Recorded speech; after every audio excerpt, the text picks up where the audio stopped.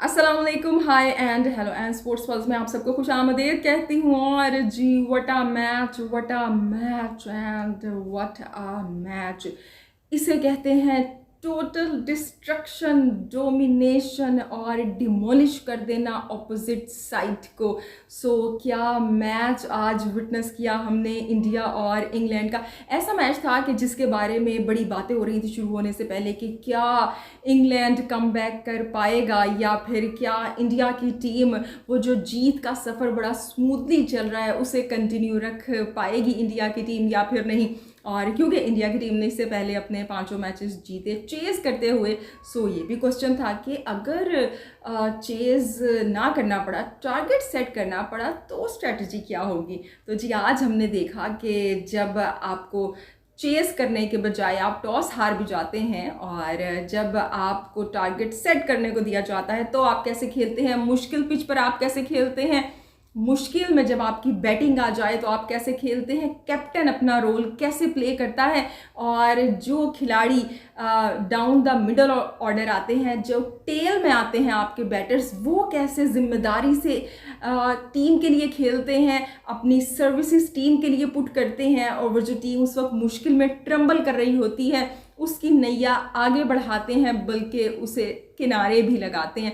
जी ज़बरदस्त आज का जो मैच था इंडिया वर्सेस इंग्लैंड का, एक ज़बरदस्त शो था टीम वर्क का, ज़बरदस्त फील्डिंग, ज़बरदस्त बॉलिंग और अच्छी बैटिंग। बास लोग एतराज़ करेंगे अच्छी बैटिंग कैसे, तो जनाब यही वो टेस्ट होता है कि जब आपकी विकेट्स गिर जाती हैं, जब आप मुश्किल में होते हैं, तब आपके खिलाड़ी सामने आते हैं और कहते हैं नहीं टीम वर्क है जनाब। अगर आज कोहली आउट हो गया तो क्या हुआ, रोहित खड़ा है, रोहित आउट हो गया तो क्या हुआ, स्काई खड़ा है, और अगर स्काई भी नहीं है तो बुमराह और कुलदीप नीचे से हैं टीम के टोटल को आगे लेकर जाने के लिए, उसको डिफेंडेबल बनाने के लिए। और बॉलर्स की तो क्या ही बात है जी, वो जो एक हम पाकिस्तान के लिए सुना करते थे नंबर 1 बॉलिंग अटैक, तो आज इंडिया ने प्रूव कर दिया कि इंडिया बॉलिंग में भी किसी से पीछे नहीं है। क्योंकि जब भी हम इंडिया की बात करते हैं बैटिंग के हवाले से बात करते हैं, लेकिन आज इंडिया के बॉलर्स देवर आउट क्लास। क्या ज़बरदस्त, मुझे वो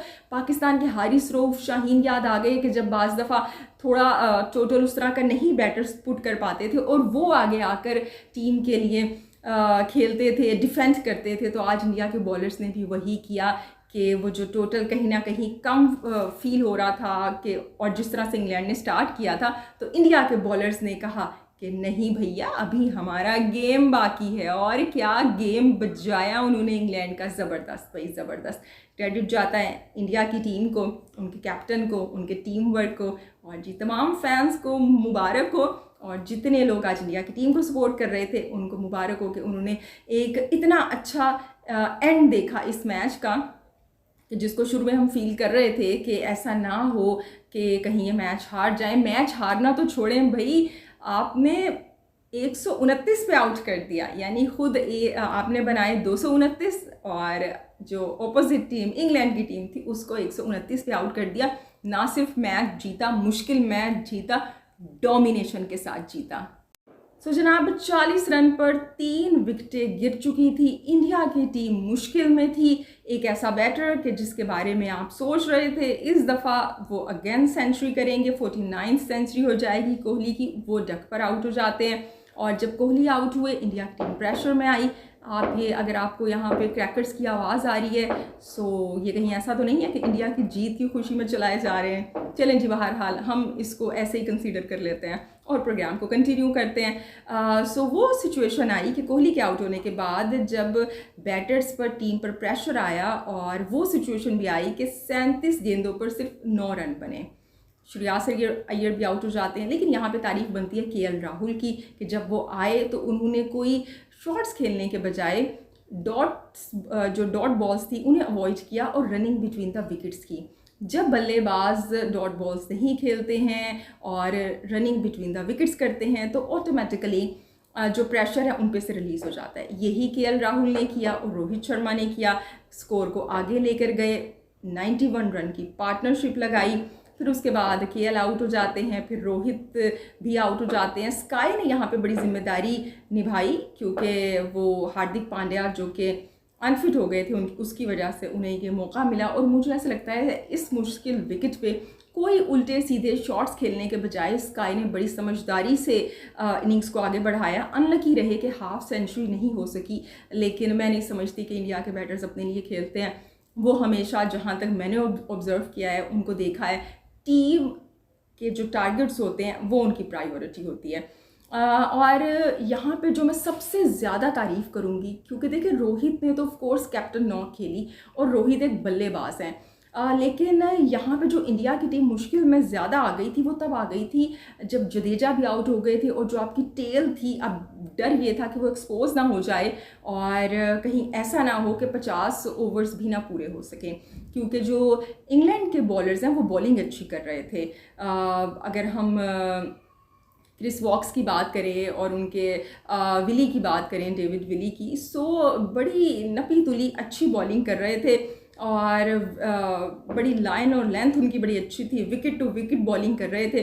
और यही वजह है कि विकेट्स उन्होंने निकाल भी ली इंडिया के बल्लेबाजों की।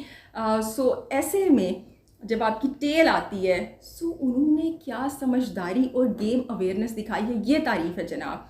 और जब बुमराह खेल रहे थे स्काई के साथ, और या फिर जब बुमराह और कुलदीप खेल रहे थे, तो मैं उस वक्त सोच रही थी कि ये जो बैटर्स हैं जो कि टेल में आए हैं, कि जिनकी बैटिंग कोई उनका वेपन नहीं है, वो इतनी समझदारी से खेल रहे थे। यानी कि आप अंदाज़ा लगाएं, जब स्काई और बुमराह थे, सो बुमराह वॉज जस्ट अवॉइडिंग, यानी वो सिर्फ ओवर गुजार रहे थे।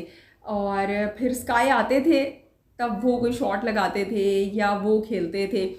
जो एंकर रोल था वो स्काई के पास था। और जब स्काई आउट हो जाते हैं, उसके बाद बुमराह ने बड़ी जिम्मेदारी का यहाँ पे मुजाहिरा किया और कुलदीप ने कोई भी ऐसी उन्होंने रिस्की शॉट नहीं खेली। एक बुमराह का जो कैच था वो ड्रॉप हो गया, अब इतना तो हो जाता है, लेकिन बड़ी जिम्मेदारी से उन्होंने स्कोर को आगे बढ़ाया। स्काई के साथ मिलकर बुमराह ने 25 रन बनाए और कुलदीप के साथ मिलकर 21 रन बनाए, यानी कि 46 रन बनाए। अगर वो 46 रन ना बने होते, अगर बुमराह भी शाहीन शाह अफरीदी की तरह कोई चौका छक्का लगाने के बाद कैच आउट हो जाते, अगर कुलदीप भी नवाज की तरह 3-4 गेंदें खेल कर और एक गैर ज़रूरी रेकलेस शॉट लगाकर आउट हो जाते, तो क्या वो 46 रन बनते? क्या इंडिया की टीम 200 क्रॉस करती? क्या इंडिया की टीम 229 भी बना पाती? अगर आप ये 46 रन्स निकाल दें तो इंडिया का स्कोर, जो इंडिया की टीम का स्कोर है, वो 182 या 183 बनता है। और ऐसे में बैटिंग साइड जो है उस पर खुद ही प्रेशर आ जाता है, इंडिया पे खुद ही प्रेशर आ जाता है। लेकिन भाई व्हाट अ लकी टीम, मतलब मुझे उस वक्त मेरे ज़हन में बार बार वो नवाज़ की इनिंग याद आ रही थी कि किस तरह से कभी हसन अली, कभी नवाज़, कभी शाहीन शाह अफरीदी, मोहम्मद वसीम जूनियर आते हैं और कैच आउट हो जाते हैं। उनका ये टेम्परामेंट ही नहीं है, उनकी ये सोच ही नहीं है कि हम 50 ओवर पूरे खेलें। साउथ अफ्रीका के अगेंस्ट यही हुआ था कि वो जो आपके 15-20 रन शॉट थे, आखिर में वो आपके गले आ गए थे। लेकिन जनाब, यहाँ पर मैं फिर से तारीफ़ करूँगी कुलदीप की और बुमराह की, कि जिन्होंने गेम अवेयरनेस दिखाई, जिम्मेदारी का सबूत दिया। यहाँ पे रियल क्लैपिंग डिज़र्व करते हैं, प्रेज डिज़र्व करते हैं। ज़बरदस्त अप्रोच है ये, आपकी अप्रोच होती है उन टीम्स की जो कि वाकई अपने लिए नहीं खेलते। बैटर्स अपनी सीवी अच्छी बनाने के लिए नहीं खेलते हैं कि चलो भाई हम अपने चौके छक्के लगाएं, एक 15 रन बनाएं, 25 रन बनाएं, अपना स्ट्राइक रेट 200 का दिखाएं, 250 का दिखाएं और हमारी सीवी अच्छी हो और हमारे एजेंट्स जाके जनाब बाद में लीग्स में दिखाएं कि टीम को छोड़ो हार रही है तो क्या हुआ, देखो भाई बंदा 200 के स्ट्राइक रेट के साथ 26 रन बनाए हुए हैं, 250 के स्ट्राइक रेट के साथ इसने 22 रन बनाए हुए हैं, 15 रन बनाए हुए हैं। और यही तो चाहिए आपको T20 क्रिकेट के अंदर। लेकिन नहीं, कुलदीप ने और बुमराह ने ऐसा नहीं किया। उनको स्ट्राइक रेट नहीं चाहिए, उनको अपनी सीवी अच्छी नहीं बनानी, उनको टीम के लिए खेलना है, टीम के लिए सोचना है, टीम को जितवाना है। और ये फ़र्क है पाकिस्तान और इंडिया की अप्रोच के अंदर, पाकिस्तान और इंडिया के बल्लेबाजों के अंदर, बॉलर्स के अंदर, फील्डिंग के अंदर, कैप्टनसी के अंदर।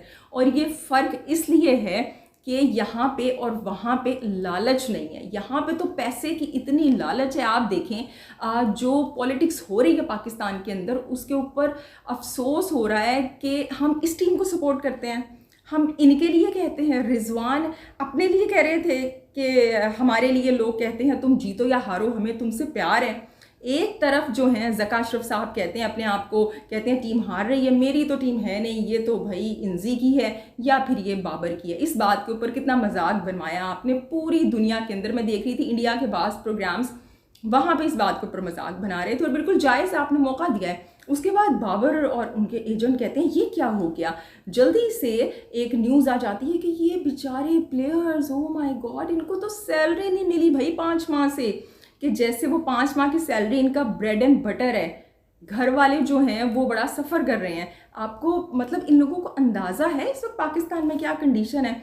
वो इकोनॉमिक कंडीशन है कि बेचारा जो मज़दूर तबका है वो 3 वक्त रोटी नहीं खा पा रहा, और आप अपनी सिंपैथीज़ ये लेने की कोशिश कर रहे हैं कि आपको 5 माह से वो जो लाखों रुपए आप कमाते हैं वो आपको नहीं मिले हैं। और वो क्यों नहीं मिले हैं आपको? वो इसलिए आपको नहीं मिले हैं कि ये जो कॉन्ट्रैक्ट आपने साइन, ये जो कॉन्ट्रैक्ट हुए हैं ये आपने खुद ही डिले किए पहले, क्योंकि आपको अपनी मर्ज़ी की उसमें चाहिए थी तमाम चीज़ें। जब वो मिल गई तो फिर आप वो कॉन्ट्रैक्ट्स जो थे वो सारे खिलाड़ी बैग पैक करके ले आए इंडिया में, और वो साइन करके आपने भेजे नहीं, क्योंकि चालाकी है यहाँ पे कि भाई हम तो यहाँ पे पता नहीं क्या तीर मारेंगे और फिर से बोर्ड से कहेंगे भाई कि आप इस पर मज़ीद इम्प्रूवमेंट करें कुछ। लेकिन वो तो उल्टा पड़ गया। तो ये ख़बर लीक होती है कि जो बाबर हैं उनका तो फ़ोन नहीं उठाया जा रहा, जबकि पीसीबी से आज इस बात को क्लियर कर दिया गया है। उनके सीईओ ने क्लियर किया है कि जो फ्राइडे वाले दिन, जिस दिन साउथ अफ्रीका के ख़िलाफ़ आपका डू एंड डाई मैच था, उस दिन बाबर आजम हमारे कैप्टन फ़ोन करते हैं पीसीबी में, कॉन्ट्रैक्ट के बारे में बात करते हैं, उनको यकीन दहानी करवाई जाती है पीसीबी के मुताबिक कि भाई आपके जो कॉन्ट्रैक्ट हैं वो बिल्कुल सिक्योर हैं, डन है, आप साइन करके भेजें और ठीक है, बस सब कुछ जो है वो आपकी जो सैलरीज हैं वो इशू हो जाएंगी आपको। अब इसके अंदर बाबर सही है, पीसीबी ठीक है, मुझे नहीं पता है, लेकिन कुछ ना कुछ ये खबरें तो कुछ ना कुछ है, तो ये बात आगे बढ़ी है ना। आखिर ये जो बाबर को सैलरी या खिलाड़ियों को सैलरी ना मिलने की खबर है, ये पीसीबी ने तो आउट नहीं की है, ये तो आपके एजेंट्स ने ही आउट की है। सो ये हाल है कि यानी टीम के लिए कोई नहीं सोच रहा उस मैच में। ये फिक्र है कि हमारे कॉन्ट्रैक्ट्स जो हैं वो सेव हो जाएं, हमारा पेट पैसों से भर जाए। इस थकी हुई, इस घटिया अप्रोच के साथ जितने देखने वाले हैं, मेरी उनसे रिक्वेस्ट है, ये जो ब्रांड्स इन जैसे लोगों को जो कि टीम के लिए नहीं खेल रहे, इनको हीरो बना के पेश कर रहे हैं। माइलो के ऐड में मोहम्मद हारिस आ रहे हैं, किसी के अंदर बाबर आजम आ रहे हैं, किसी के अंदर मोहम्मद हारिस आ रहे हैं। ये हीरो हैं, ये हीरो हैं, ये टीम को रिप्रेजेंट कर रहे हैं, ये तो अपना पेट पैसों से भर रहे हैं भाई, लालच के पुतले हैं ये। जिस कमर्शियल के अंदर ये आए, काइंडली उस ब्रांड का बाइकआउट करें। मैं आज से मैंने ये सोच लिया है, इस परफॉर्मेंस के साथ, इस अप्रोच के साथ, ये जो एजेंट बाजी हो रही है इस वक्त, खेल के बजाय आपको अपनी जेबों की फिक्र है, आपको आपके बिजनेसेस की फिक्र है। मैं आइंदा उस किसी ब्रांड की चीज़ नहीं खरीदूंगी जिसके अंदर ये लोग आएंगे। आप लीग से पैसे कमा रहे हैं, आप ब्रांड से पैसे कमा रहे हैं, हर जगह से पैसे कमा रहे हैं, और पोर्ट्रे ऐसे किया जा रहा है कि यू आर बेचारा, यू आर मजलूम पर्सन्स। इस अप्रोच के साथ जो आप इस वक्त खेल रहे हैं ना, यही आपकी परफॉर्मेंस आनी थी। खैर, इस पर मज़ीद बात करेंगे। ये जो अभी कॉन्फ्लिक्ट ऑफ द इंटरेस्ट आया है, ये जो इंजमाम की खबरें सामने आई हैं, खिलाड़ियों की खबरें सामने आई हैं, ये जो एजेंट्स की खबरें सामने आ रही हैं, इस पर तफसील से आपसे बात करूँगी और कुछ बातें ऐसी आपको बताऊँगी कि आप हैरान हो जाएंगे कि पाकिस्तान के अंदर ये चल रहा है।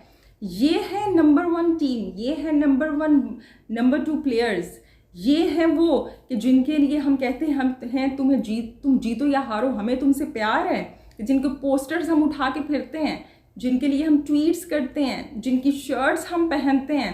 रियली ये सब बातें पता चलने के बाद ना मुझे अफसोस हो रहा है, दुख हो रहा है कि ये लोग टीम को रिप्रेजेंट कर रहे हैं। बहरहाल ये तो हम दुखी दिल के लोग हैं, किसी ना किसी तरह बातें सामने आ ही जाती हैं, मतलब वो है ना कि रिलेट कर लेते हैं अपने गम दूसरों की खुशियों से भी। तो जी खुशी की खबर पे वापस आते हैं। और जब इंडिया ने बॉलिंग की, क्या ज़बरदस्त बॉलिंग की। शुरू में इंग्लैंड ने बड़ा अच्छा स्टार्ट लिया था, लेकिन बुमराह ने क्या ज़बरदस्त वो जो बैक टू बैक पहले 5वें ओवर में और फिर छठे ओवर में विकेट्स ली, और उसके बाद शामी ने क्या कंटिन्यू किया, क्या कुलदीप ने स्पिन बॉलिंग की है। सिराज आज जो उस तरह से शाइन नहीं कर सके कि जिस तरह बाकी बॉलर्स ने खेला, लेकिन अगेन ये टीम वर्क है। क्या ज़बरदस्त फील्डिंग हमें दिखाई दी। आप देखें शामी और बुमराह इतनी वो विकेट टू विकेट इतनी अच्छी बॉलिंग कर रहे थे, ख़ासतौर पे बुमराह ज़बरदस्त। पावर प्ले के वर्ल्ड कप में मैंने इससे अच्छा बॉलर नहीं देखा। पावर प्ले में मेरे ख्याल से उनकी इकोनॉमी 3 की है, बल्कि 3 से भी कम की है। सो उन्होंने ऐसा प्रेशर वो मेंटेन किया, मेडन ओवर करवाए बैक टू बैक। फिर शामी आते हैं, वो भी डॉट बॉल्स करवा रहे हैं कि आई थिंक 15वीं या 16वीं बॉल थी कि बस जो थे ना बेन स्टोक्स उनकी हद हो गई। उन्होंने शॉट खेला और ऐसी ज़बरदस्त वो बॉल थी कि शामी की गेंद के ऊपर वो आउट हो गए। और उसके बाद जब पेसर्स ने अपना काम कर लिया तो फिर स्पिनर की बारी आई, और स्पिनर किसी से कम थोड़ी हैं। कुलदीप ने, हालांकि ड्यू का फैक्टर था, लेकिन क्या ज़बरदस्त उनका बॉल पे कंट्रोल था, लाइन और लेंथ थी, ज़बरदस्त बॉलिंग की है। कोई पार्टनरशिप बिल्ट नहीं होने दी। मोइन अली और लिविंगस्टोन जब ऐसे लगा कि अब खड़े हो जाएंगे, लेकिन इंडिया की बॉलिंग अटैक के सामने वो बिल्कुल बेबस हो गए और 129 पे पूरी टीम आउट हो जाती है। सो जी, तारीफ़ बनती है एज ए टीम इंडिया की, और यहाँ पे राहुल द्रविड़ की भी तारीफ़ बनती है, उनकी मैनेजमेंट की भी तारीफ़ बनती है। इससे पहले क्रिटिसाइज़ भी हुआ है इस टीम पर। इससे पहले जो फैंस हैं उनकी जानिब से तरह तरह की बैकलैश भी सही है इस टीम ने, लेकिन वो जो बड़े मुकाबले थे उसके लिए तैयारी कर रहे थे, और जब तैयारी के साथ आप मैदान में उतरते हैं तो ऐसे ही रिज़ल्ट आते हैं। रोहित शर्मा का आज एज ए कैप्टन 100th जो था वो मैच था, यानी कि 1.25 मैच था, और इसके अंदर उन्होंने क्या ज़बरदस्त कैप्टनसी की है। सो जी, मुबारक हो फैंस को इतने अच्छे मैच के ऊपर और इतनी अच्छी क्रिकेट के ऊपर। और अब इंडिया ने अपनी जगह पक्की कर ली है सेमीफाइनल्स में सबसे पहले। तो जी, ये था आज का प्रोग्राम। आपसे होगी फिर से मुलाकात। अपना ढेर सारा ख्याल रखिएगा और हंसते मुस्कुराते रहिएगा। मुझे दीजिए एक प्यारी सी स्माइल, बिल्कुल जी यही वाली। होगी आपसे कल मुलाकात। अल्लाह हाफिज़।